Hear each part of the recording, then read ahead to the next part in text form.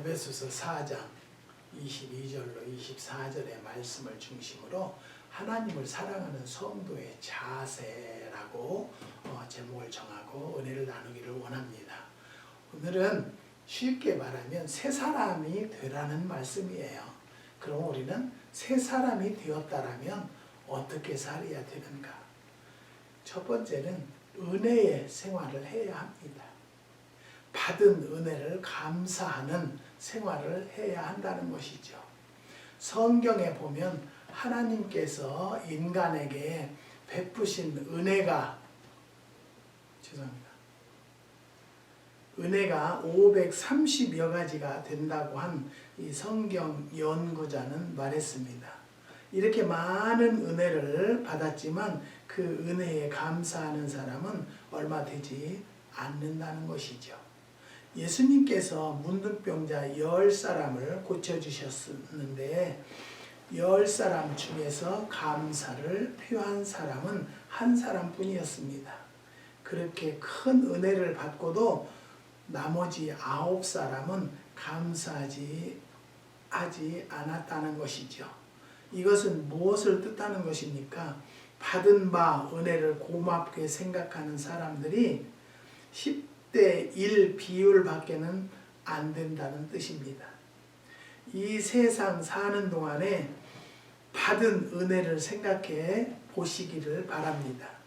하나님께서 해와 달, 별과 공기와 물과 구름과 바람과 이슬과 삼라 만상을 만들어 주셨기 때문에 우리가 살고 있습니다.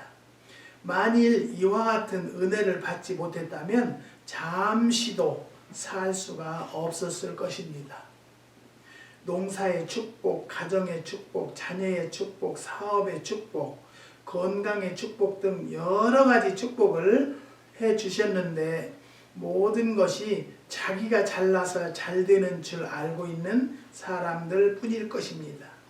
하나님께서 축복해 주셔서 잘 된다고 하나님께 감사하는 사람이 얼마나 되겠냐는 것입니다.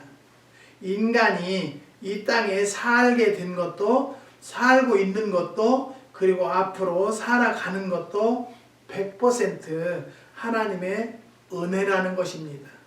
그 은혜를 깨닫고 감사하면서 살지 못하면 물고기가 물속에 살면서 물의 은혜를 모르는 것과 같지 않습니까? 더욱이 인간이 받은 은혜 중에 가장 큰 은혜는 하나님께서 독생자 예수 그리스도를 보내주셔서 우리가 멸망치 않고 구원받게 된 것입니다. 이와 같은 은혜를 가장 크게 생각하고 감사하는 사람이 얼마나 될까요? 천루역정을 쓴 존 버년이 사형장으로 끌려가는 사형수를 보면서 말하기를 하나님의 은혜가 아니었다면 저 사형수가 바로 나였을 것이라고 했습니다. 이 말은 하나님께서 예수 그리스도를 이 세상에 보내셔서 자기가 믿게 됨으로 사형수가 되지 않았으니 하나님의 은혜가 얼마나 감사한가 하는 뜻입니다. 저 자신도 늘 예수를 믿지 않았으면 무엇이 되었을까 생각하면서 예수 믿는 것은 감사하고 있다는 것입니다. 여러분, 하나님께서 우리들에게 베푸신 은혜를 감사할 줄 압시다. 뿐만 아니라 우리가 이 땅에서 사는 중에 인간과 인간 사이에서 입은 은혜도 망각해서는 안 되는 것입니다. 작은 은혜를 받았어도 고맙게 생각하며 살아야 합니다. 제가 미국에서 근 30년이 넘게 살았는 동안에 목회하면서 저 나름대로 많은 사람을 도와주었다고 생각합니다. 그뿐만 아니라 많은 친척들도 데려오고 도우려고 했습니다. 그러나 현재 제 앞에서 저들은 다 떠났습니다. 참으로 허무하고 후회함이 있습니다. 여러분, 그렇기 때문에 오직 하나님의 은혜만 생각하면 우리가 낙후된 믿음이 오지 않을 것을 깨닫기를 바랍니다. 은혜를 갚으며 살아야 하는 것입니다. 그 앞에서 말씀드린 바와 같이 10문둥이 중에 9명은 은혜를 망각하고 살았지만은 사마리아 사람 하나만은 은혜를 감사하며 갚으려고 했습니다. 물질로 갚을 수 없었기 때문에 마음으로 갚았다는 것이죠. 받은 은혜를 갚는 방법은 여러 가지가 있습니다. 물질로 은혜를 입었으면 물질로 직접 갚을 수도 있고, 물질이 없으면 마음으로 갚을 수도 있고, 또한 은혜를 입은 사람이 이 세상 사람이 아니라 갚을 수 없을 때에는 다른 사람에게 은혜를 베풀어서라도 갚아야 한다는 것입니다. 어떤 사람이 여리고로 내려가다가 강도를 만나 있는 것을 다 빼앗기고 몹시 매를 맞아 죽게 되었다고 합니다.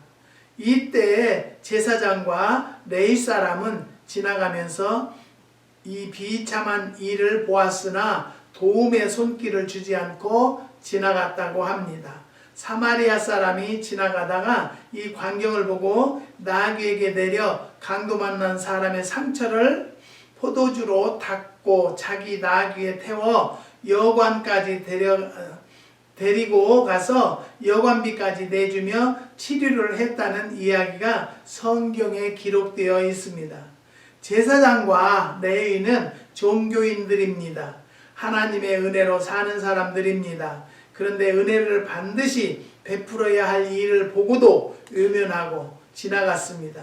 이와 같은 행위는 문둥병을 고침받았지만 감사치 않는 9문둥이와 같다는 것이죠. 사마리아인은 저들처럼 많은 은혜를 받지는 못하였으나 강도 만난 사람에게 은혜를 베풀었다는 것입니다. 이 사마리아인은 예수님을 찾아와서 문둥병을 고쳐주신 것에 대하여 감사한 사마리아 사람 같았던 것입니다. 은혜를 갚을 줄 아는 사람이 되는 것도 중요한 일이지만 은혜를 베풀 줄 아는 사람이 되는 것도 중요한 일입니다. 사랑하는 성도 여러분, 내가 어떤 일에서 은혜를 받은 일이 있다라면 다른 방법으로라도 그 은혜를 생각하며 은혜에 보답하는 마음으로 갚을 줄 아는 성도들이 되시기를 주님의 이름으로 부탁드립니다. 은혜를 배신하지 말자. 은혜 갚을 힘이 없으면 가만히 있든지 마음으로 갚든지 할 것입니다.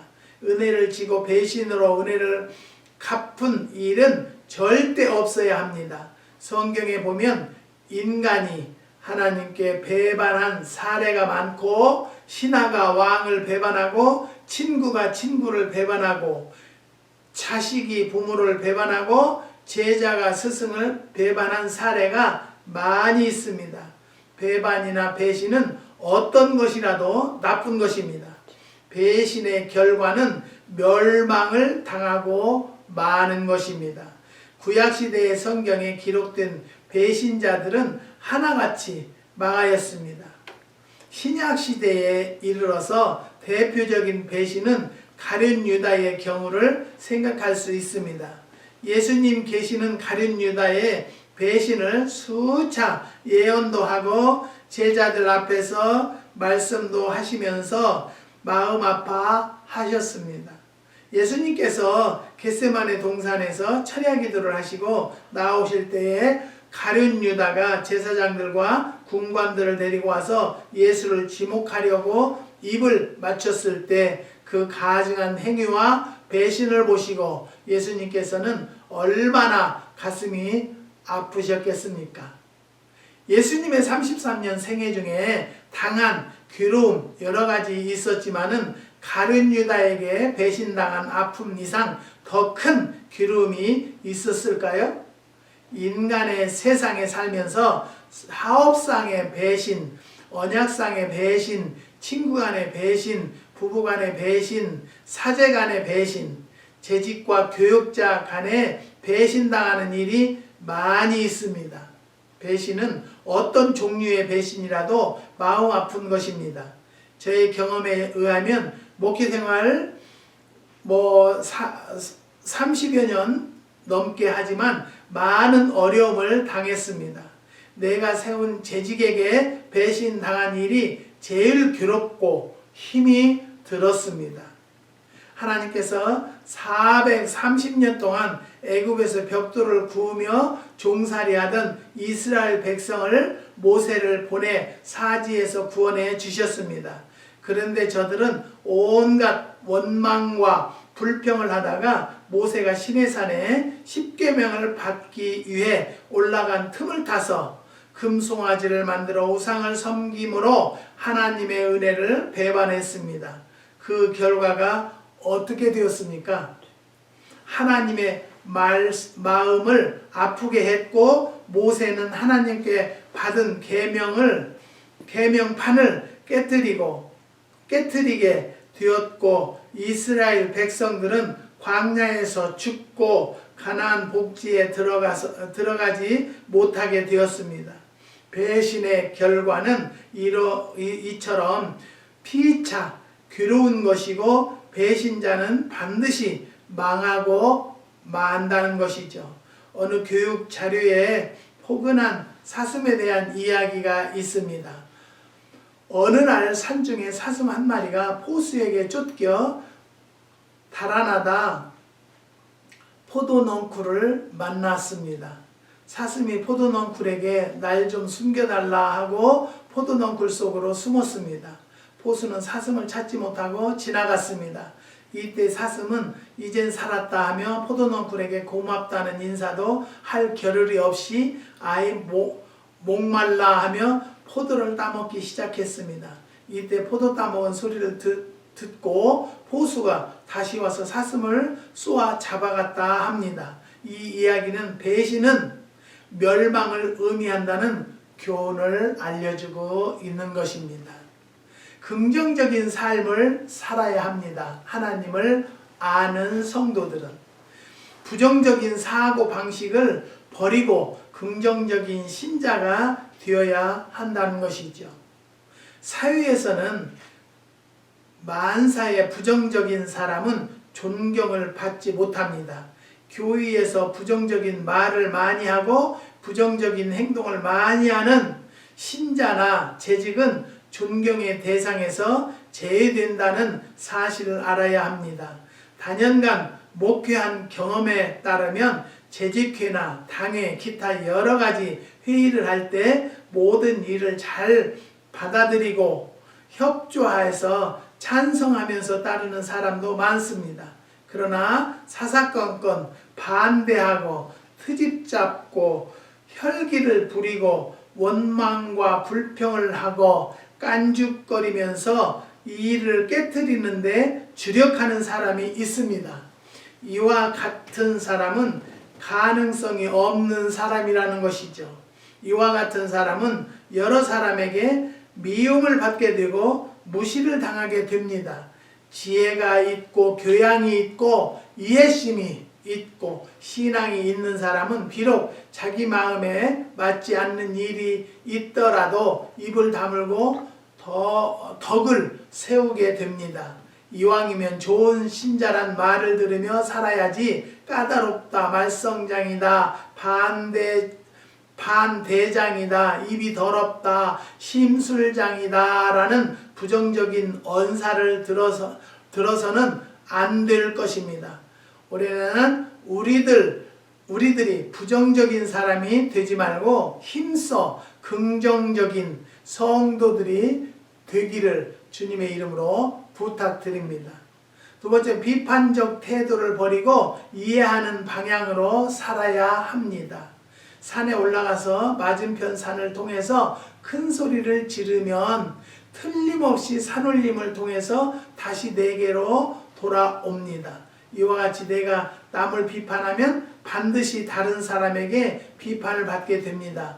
그러므로 마태복음 7장 1절 이하에 보면 예수님께서 말씀하시기를 비판을 받지 아니하려거든 남을 비판하지 말라고 하셨습니다. 어디서든지 비판의 소리가 많으면 큰 문제가 발생하게 됩니다. 더욱이 교회 내에서 비판하는 소리가 나서는 안 됩니다. 남이 한 일을 비판만 하다 보면 아무도 일할 사람이 없게 되는 것이죠. 그러므로 형제가 무엇을 하였을 때 무조건 비판하지 말고 이해하려고 노력하는 습관을 가져야 할 것입니다. 신자라는 사람들이 입만 열면 남을 헐뜯고 비방하고 비판하는 일은 절대로 바람직하지 않기 때문에 근절되어야 합니다. 그리고 남을 비판하려거든 먼저 자기를 비판하십시오. 그렇게 되면 남의 잘못을 위로하고 바로 잡아주게 될지언정 남을 비판하지는 않을 것입니다. 더욱이 이젠 목사의 설교를 비판적으로 듣는 버릇을 버립시다. 목사님들은 일주일 내내 기도하면서 준비한 설교입니다. 또 목사의 설교는 목사 개인의 의견이나 소리가 아니라 하나님의 말씀을 풀어 신자들의 의의 영의 양식과 신앙의 양식으로 제공해 주는 것입니다. 은혜 받을 그릇을 잘 준비해 가지고 나오면 목사의 설교를 무조건 받아들이게 됩니다. 은혜 받을 그릇도 준비하지 않고 나와서 딴 생각하거나 졸거나 자기 입맛에 안 맞는다고 불평하는 것은 목사의 책임이 아니고 성도들의 책임입니다. 마음속에 세상 생각, 불평, 비판심으로 가득 채워가지고 나와서 은혜 들어갈 구멍이 꽉 막혔는데 아무리 좋은 설교를 한들 은혜 받을 리가 있겠을까요? 그리고 설교를 잘했다 혹은 못했다 비판하는 것은 신자에게 문제가 있는 것입니다. 그러므로 이제부터는 설교를 비판적으로 듣지 말고 갈망하는 마음으로 받아들이기를 노력하시고 준비하시기를 바랍니다. 주님의 이름으로 부탁을 드리는 것입니다. 무조건 안 된다는 사고방식을 버리고 된다는 믿음을 가져야 합니다. 기계가 작동할 때에는 모든 파트가 제자리에서 자기의 직책을 감당해야만 기계가 제대로 움직이게 됩니다. 그러나 교회의 일은 모든 것이 구비가 안 되었어도 믿음으로 하는 일이 태반입니다. 믿음으로 하는 일은 대부분 잘 된다는 것이죠. 저는 교회 건물을 공사, 또 기도원 수양관, 선교회관 모든 믿음으로 했습니다. 성도들이 건축원금은 5,000불 1명, 3,000불 1명, 300불 1명, 총 8,300불로 시작을 했습니다. 그리고 많은 사람들이 교회를 떠났습니다. 목사가 무모한 일을 한다면서 목사가 구덩이를 팠으니 목사가 들어가 죽어야 한다면서 떠날 때 저는 정말 제 마음이 무척 아팠습니다. 그래도 저는 철야하며 금식하며 믿고 나갔습니다. 지금은 모든 걸 이루고 마무리해 주신 하나님께 감사드릴 뿐입니다. 여러분 해보지도 않고 무조건 안 된다고 반대만 하지 말고 된다는 마음을 가지고 기도하며 노력하면 하나님의 일은 성공이 되는 것입니다. 교회에서 큰일을 한 가지 하려면 꼬치꼬치 따지고 또 주판을 놓아보고 예산에 안 맞으면 안 된다고 강력하게 반대하는 사람이 많음을 보게 됩니다.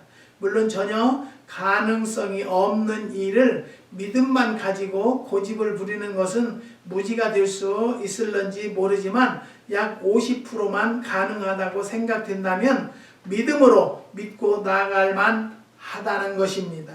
나폴레옹이 눈 쌓인 알프스 산을 군대를 거느리고 넘을 계획을 세웠을 때 많은 장병들은 불가능한 일이라고 결사 반대를 하였습니다.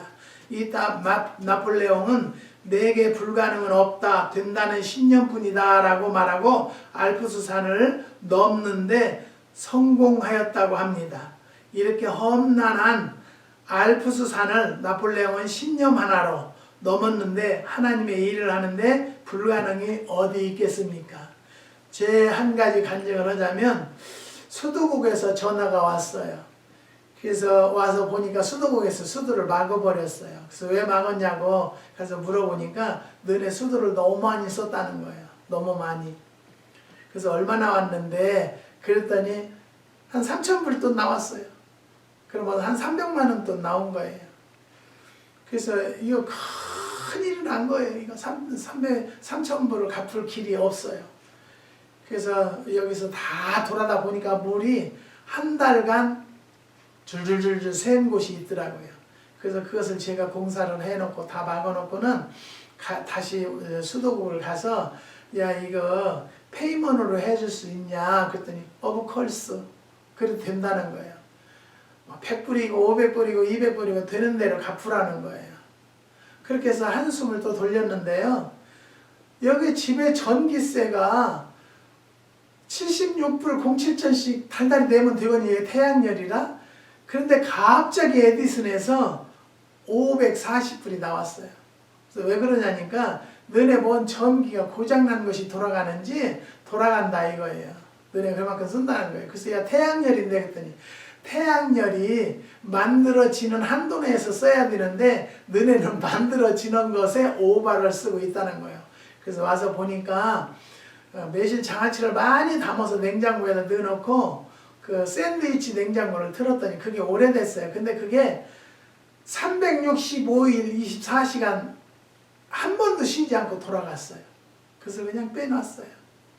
사랑하는 성도 여러분, 하나님은 죽으라는 법이 없어요. 거기다도 내가 우리 아들한테 그 페이먼으로 해줄 수 있나 물어봐. 그랬더니 전화가 너무너무 여기는 안 돼요. 에디슨이나 수도국에 전화를 하려면 한 4-5시간 해도 안 될 경우가 많아요. 그래서 어떻게 했더니 이거 페이먼으로 할 수 있냐 그랬더니 70불씩 내면 된다고 그러더래요. 여러분 우리는 왜 이렇게 죽을 고비에 요즘에 가뜩이나 코로나 때문에 막 자살하는 사람도 얼마나 많은지 몰라요. 살기가 얼마나 힘들지 몰라요. 그런데 이 미국은 대통령 투표 때문에 굉장히 시끌시끌했어요. 근데 저는 항상 기도하기는 하나님이 허락하는 자가 되게 해주세요. 근데 저는 이번에도 하나님이 허락하는 자가 될 줄 믿습니다. 예. 난 뭐 누구를 정치에는 관심이 없어요. 그렇지만 하나님께서 허락하는 자가 되어서 온 국민이 미국이 대통령이 잘 선거가 돼야만 선출이 돼야만이 한국에도 좋대요. 국방비 뭐를 많이 이제 합의를 볼 수가 있다는가 봐요. 나는 분명히 그렇게 고백합니다. 하나님께서 허락하셔서 정말로 하나님 앞에 올바로 이 세계를, 이 나라를 이끌어 나가는 유정자가 될 수 있도록 해달라고만 기도하는 거예요. 난 누가 돼도 우리한테 저한테 오기는 무슨 누가 되면은 동성연애를 어찌고 누가 되면은 어찌고 그러는데 저는 솔직히 얘기해서요. 내 이웃 하나님의 백성들, 내 형제들이 삶에 윤택한 삶을 살 수 있게 할 수 있는 대통령이 되었으면 좋겠어요. 여러분 유정자들을 위해서 기도합시다. 상대방을 뽑아주면 상대방이 단점만 보이는 얘기들을 하고요. 또 이쪽 편이 뽑아지면 이쪽 편에 대한 부정적인 얘기만 하게 돼요. 근데 오늘 잠깐 내가 유튜브를 보니까 대통령 인정 않는다. 끝까지 수를 하겠다. 그렇지만 하나님께서 다 해결해 주실 것을 믿습니다. 우리는 이 세계 지금 요즘에 살기가 얼마나 힘들어요. 이 코로나 때문에. 우리 여기 일을 자주 해주고 그러는 사람도 전화를 하면 막 그래요. 그래서 야 너 코로나 걸렸나? 그 소리는 못하죠. 걸렸다고들은 안 하니까. 그렇지만 내가 볼 때는 그 사람도 지금 감기라는데 감기가 지금 2달 됐어요. 근데 지금도 목소리를 못하고 말을 못해요. 사랑하는 성도 여러분, 이 말씀을 듣는 모든 성도들은 코로나를 퇴치할 수 있는 무장 기도를 하시기를 바랍니다. 그래서 코로나에서 멀어지는 성도들이 되시기를 주의 이름으로 부탁드립니다. 제 자리 걸음을 청산하고 전진해야 됩니다. 하나님을 아는 성도들의 생활은 사도행전 3장 1절에서 10절에 보면 예루살렘 성전 미문 앞에 안전뱅이가 앉아 베드로와 요한에게 구걸을 했습니다. 이때 베드로와 요한은 은과 금은 내게 없으나 내게 있는 것으로 내게 주노니 나사렛 예수의 이름으로 명하노니 일어나 걸으라 했을 때 나으면서 안전뱅이 된 자가 일어나서 걷고 뛰어 성전에 들어가서 춤추며 하나님께 영광을 돌렸다는 기사가 있습니다. 앉은 자리에서 일어나야 합니다. 사랑하는 성도 여러분, 미문 앞에서 구걸하던 안전뱅이는 자기 힘으로 생계를 유지할 수가 없어서 얻어먹는 생활을 했었습니다. 여러분의 신앙생활은 안전뱅이 신앙생활이 아닙니까? 아니면 오랫동안 교회를 다녔다 하더라도 신앙이 자라나지 않은 것을 안전뱅이 신앙생활이라고 말합니다. 안전뱅이 신앙생활은 왜 자라지 못하는 것입니까? 구걸 생활하기 때문입니다. 구걸하는 사람은 부자가 될 수가 없다는 것이죠. 주는 사람들이 동전 한두 입밖에 주지 않기 때문에 돈을 많이 모을 수가 없습니다. 이와 같이 얻어먹는 안전뱅이 신앙은 남이 주는 것만 받아먹기 때문에 풍성한 양식을 받지 못하는 것입니다. 흔히들 목사님들은 성도들한테 많이 얻어먹는다고 그래요. 저는요, 꼭 내가 밥을 한때 얻어먹으면 꼭 갚아야지라는 계획이 있고 마음속에 꼭 담아가지고 있어요. 그래서 꼭 내가 대접을 해요. 그랬더니 어느 장로님, 권사님이 식사 대접을 저한테 했어요. 그래서 제가 한번 또 만나자고 해서 제가 대접을 하니까 수십 년 수많은 목사님들한테 대접만 했지 저는 목사님한테 대접 받아본 적은 황 목사님이 처음입니다. 저는요, 내가 하나님께서 무조건 받아 먹으라고만 하지 않으세요. 갚을 줄도 알아야 되는 것을 우리가 성도들은 알아야 돼요.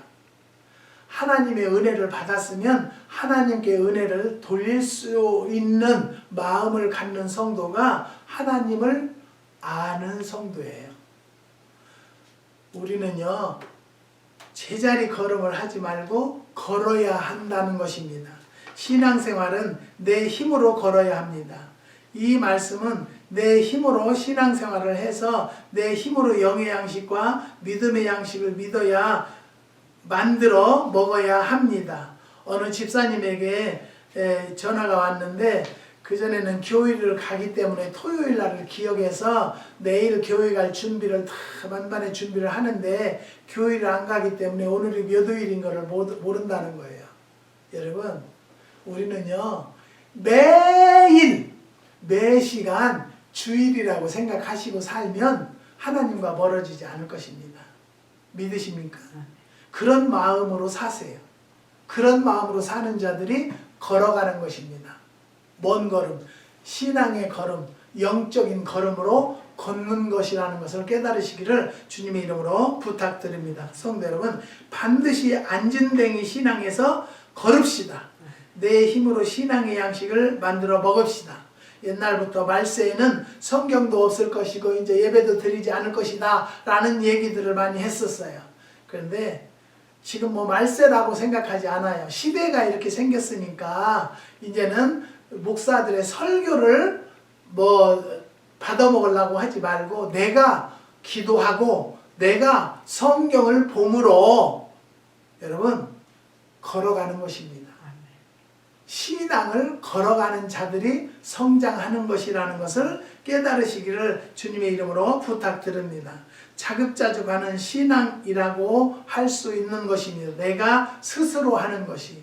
남의 등에 업혀 다니는 신앙으로는 구원받지 못한다는 것이죠. 나의 신앙으로만 구원을 받을 수가 있다는 것이죠. 그러므로 내 힘으로, 내 다리로, 내 신앙으로 걸어갈 수 있는 한 해가 여러분 나머지 세월이 되시기를 주님의 이름으로 축복합니다. 세 번째는 뛰어야 합니다. 적극적인 신앙생활은 안진뱅이는 예수님의 이름으로 일어났습니다. 그리고 자기의 힘으로 이 세상에 나와서 처음으로 걸었습니다. 그리고 좀 더 나아가서 뛰었습니다. 그는 성전으로 뛰어들어가서 껑충껑충 뛰면서 하나님을 찬양했다고 했습니다. 그런데 성경에 집으로 먼저 갔다고 안 했다는 것이죠. 여러분은 어떻게 했겠습니까? 교회, 집, 친구, 친척 어떻게 하겠습니까? 그런데 그는 성전에 들어갔다고 했습니다. 그래서 모든 사람들이 안진뱅이가 일어나 걷고 뛰는 것을 보고 기이 여겼다고 했습니다. 이것은 미온적인 안진뱅이 신앙에서 일어나서 자신의 힘으로 신앙생활을 하며 뛰는 생활, 즉 적극적인 신앙생활을 하는 것을 뜻합니다.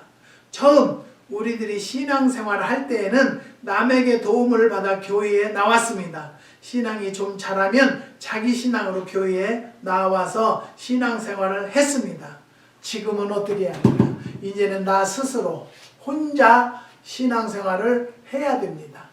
영적인 삶을 살아야 합니다. 이것은 바로 뭐냐면 하나님과 1대1의 교제입니다. 그런 신앙인들이 되어야 합니다. 이제는. 사랑하는 성도 여러분, 그전에는 뭐 집회도 하고 여기저기 많이들 모임도 가졌는데요. 앞으로는 갈수록 모이지도 않지만 또 모일 기회가 없습니다. 그러니까 이제는 그렇다고 해서 지금 예배 안 드리고 교회 안 다닌다고 해서 멀리 하면 누가 손해요? 내가 손해요. 나만 손해요. 그러니까 저는 요즘에도 하나님께 감사하면서 사는 것은 뭐냐면 내가 이렇게라도 예비를 않고 이렇게라도 농장을 안 했다라면 지금 내가 어떻게 살았겠습니까? 모든 목사님들이 교회 예배를 안 드리니까 헌금이 안 들어오니까 살 수가 없으니까 그냥 정부 법을 어기면서까지 예배를 드리려고 하는 것도 다 거기에 있는 거예요. 헌금이 들어와야 생활을 하고 운행이 되는 거니까. 그렇지만 하나님께서요 분명히 역사하는 때는 하나님의 인도한 대로 사는 백성들에게는 하나님이 틀림없이 역사해 준다는 것을 믿으시기를 주님의 이름으로 부탁드립니다. 사랑하는 성도 여러분, 내 신앙이 여기까지 와야 한다는 것이죠. 남의 신앙에 의존하였다가 겨우 내 힘으로 교회에 나오는 것으로 그치지 말고 적극적인 신앙생활로 많은 열매를 맺는 성도들이 되셔야 한다는 것을 주님의 이름으로 부탁드립니다. 여러분, 남의 힘을 의지하지 말고 내 힘으로 내가 하나님을 알았다라면 하나님은 뭐예요? 하나님 앞에 더 기쁜 삶을 살아야 한다는 것이죠. 하나님을 사랑하는 성도들은요 정말로 하나님이 기뻐하는 삶을 살아야 돼요. 그런데 지금 이렇게 생겼다고 기도하지 않고 하나님을 멀리하고 하나님 앞에 관련이 없는 것 같이 산다라면 여러분 그런 자들은 꼭 패망합니다.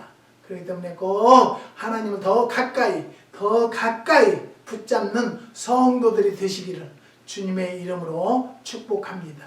기도하십니다. 하나님 감사합니다. 주님께서 오늘도 귀한 말씀을 깨닫게 허락하여 주시고 하나님을 사랑하는 성도의 자세에 대해서 알게 허락하여 주심을 감사를 드립니다.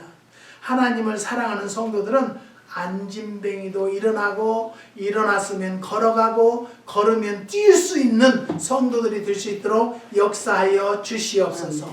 오늘도 주님 한국에서 힘든 성도들도 있고 또 미국에도 힘들고 어려운 성도들이 있습니다. 하나님이 코로나가 아무것도 아닌 것 양 예수의 이름으로 물리쳐 주시고 자유함을 얻는 성도들이 될 수 있도록 역사하여 주시옵소서. 한국의 성도들도 주님이 기억하여 주셔서 자녀들 위에도 축복하여 주시고 자녀들 길이 열릴 수 있는 은혜를 더하여 주시옵소서. 지금은 자살하는 사람들이 너무 많습니다. 하나님께서 그 영혼들 불쌍히 여기시고 하나님은 더 가까이 갈 수 있는 성도들이 될 수 있도록 은혜와 축복을 더하여 주시옵소서. 지금도 병상에 누워있는 자가 있습니까? 하나님 주의 이름으로 깨끗이 털고 일어나는 시간이 될 수 있도록 역사하여 주시옵소서. 주님께서 오늘도 함께하여 주시고 주관해 주심을 감사를 드리며 예수님의 이름으로 기도드리옵나이다.